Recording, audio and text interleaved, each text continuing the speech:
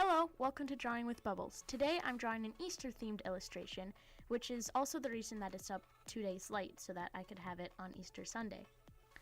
So right now, you saw I was starting out with a thumbnail and then I just chose the one I wanted and then I made it larger on the screen. The sketch I'm working on right now, you can see I just erased it because it just wasn't quite what I was looking for. It took a few tries for me to get it right because I tried something new with a perspective. That's also why one of the hands is bigger and the Easter egg on the screen is like massive. It's just something I wanted to try it with perspective. So this is a sketch that I'm gonna end up with. I do tweak a few things because I start out just going from my imagination, but then I find a reference of like a person just to see like how their hair would look or something. And now I'm starting on the second sketch layer. The eyes also took me a few tries because at first I just went with my usual style, but then I decided I wanted to try something new, so I just again found a different picture and then did like a stylized version of what I saw, just to mix things up.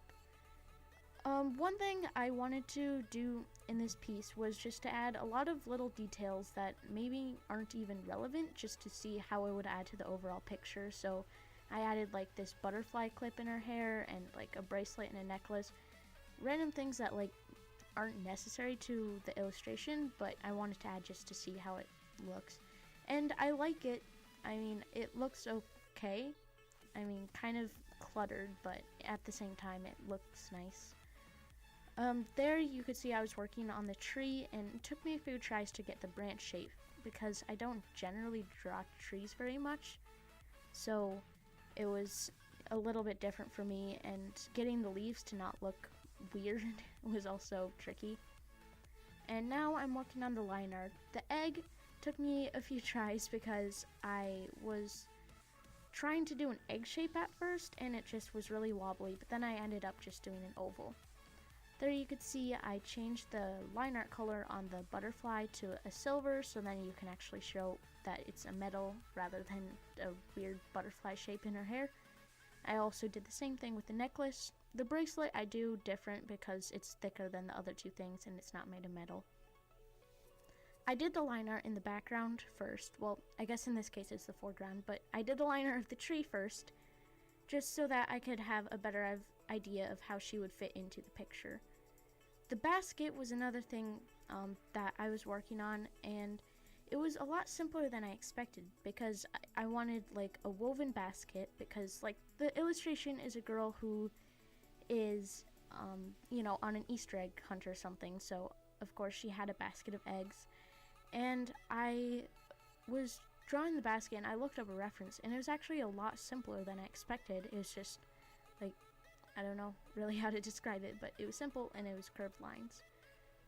So now I'm working on the flat coloring, and now I'm trying something where I was trying to do some sort of shading where it was like light that filtered in through the leaves, but honestly the main reason I was doing it is because I was bored with the illustration and I was like, maybe a quick shading technique would save me some time.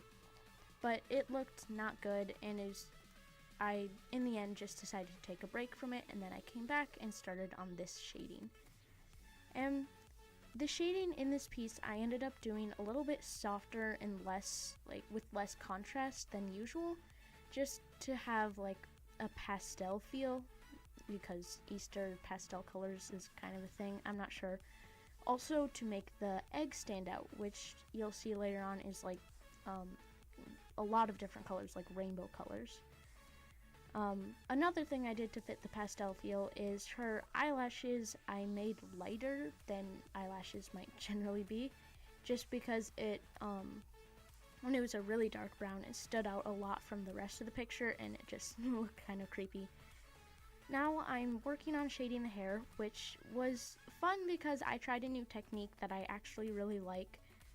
So usually when I am shading the hair, I do a lot of different strands. I talked about this a lot in my Pocahontas drawing, which I will have a link to at the end of the video, where I did like a lot of different strands, and I decided to try a different technique in this one, just because the two styles of how I draw hair and how I shaded it didn't really go together that well. So I actually just shaded the strand of the hair, like did a shadow on it, and then I did kind of the strand technique when I did highlights, and all in all I like how it looks compared to my other styles, so it'll just take some practice in my next few drawings just to get used to it. Right now I'm working on coloring the eggs, which I started out coloring them all a pink color, and then I just selected it and did some designs. And the big egg, I wanted some sort of like rainbow zigzag design, but the first time I tried it, it just looked kind of sloppy, so now you can see I'm going back in with the selection tool just to make it look a little bit cleaner. It's not perfect, but I'm still pretty happy. Like, it turned out kind of how I thought it would. So now, since I'm finished on the shading with the girl herself, I'm just finishing up with the shading on the foreground.